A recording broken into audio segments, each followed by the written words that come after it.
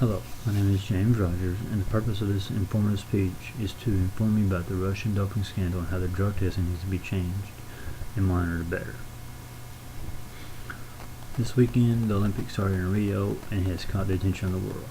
One of the major stories leading up to Rio was that the Russian track and field athletes were caught doping and should have been ruled ineligible for the Olympics. And while most of them set out, there have been some that got to compete in other events such as swimming due to inaccurate findings. Doping is just another way of saying that the athletes were caught with performance-enhancing drugs such as steroids or blood doping. The drug testing policy needs to be changed or monitored better when conducted due to different events that could go wrong.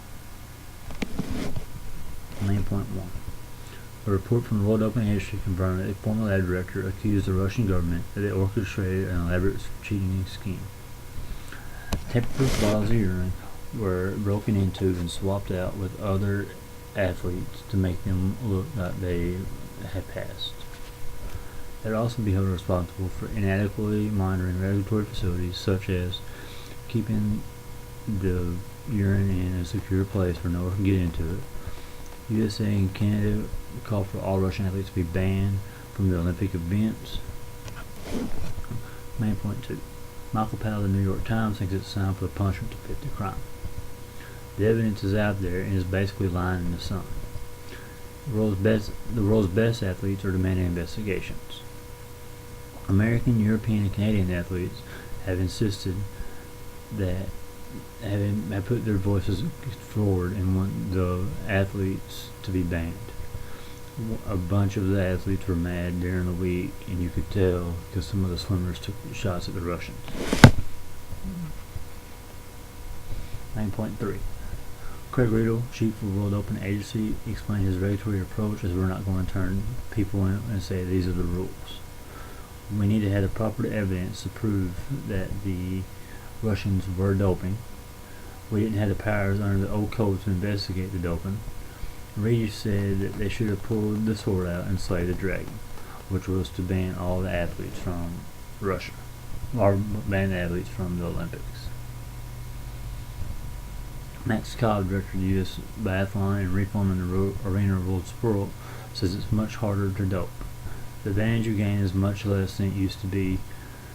The athletes these days are much stronger, and there's more workout plans for them to get stronger and broaden their horizons for these games. Microdosing could take an athlete from 10th place to 1st place. And you're no longer seeing these extraordinary moments of people finishing way out front because of all the hard work that some of the athletes do put in. If you watch Kayla Dickey, she was winning her swimming events by 5 to 10 seconds every time. Dick Pound, senior IOC member, slammed the Olympic Committee lack of moral leadership. The committee now faces a battle to restore its credibility. The lack of resolve in dealing with proven government-sponsored cheating. This was a perfect opportunity for the IOC to show leadership for a country that completely contempt for the rules of the game. After all said and done, 119 athletes from Russia were banned from the Olympics, and now the whole country has been banned from the Paralympics. Cheating on anything is wrong, but when the whole world is watching and cheering for your country, it makes this, and we know they did it.